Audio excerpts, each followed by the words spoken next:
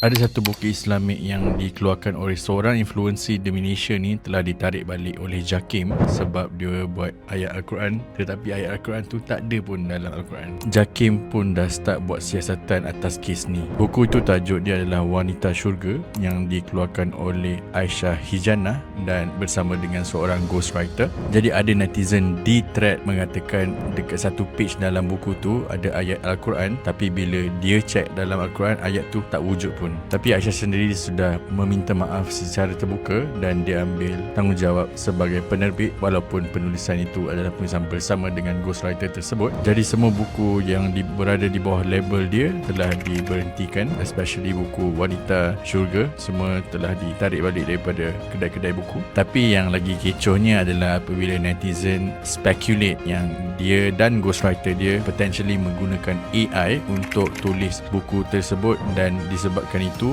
AI itu dia recreate some random ayat Al-Quran dan telah diterbitkan. Tapi insinuation ini belum dipastikan oleh Jakim lagi, tetapi kalau benda ni betul, inilah yang dikatakan menggunakan AI tanpa fact checking. Walau apapun benda tu AI ke atau bukan AI, tapi bila benda tu berkaitan dengan agama, especially ayat Al-Quran, kita kena berjaga-jaga and kita kena berwaspada.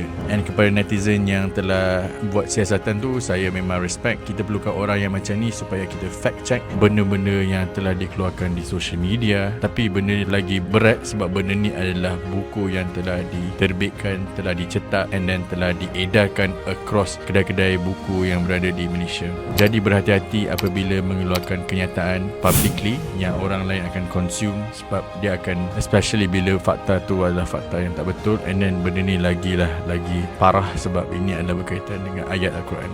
Jadi fikir-fikirkan.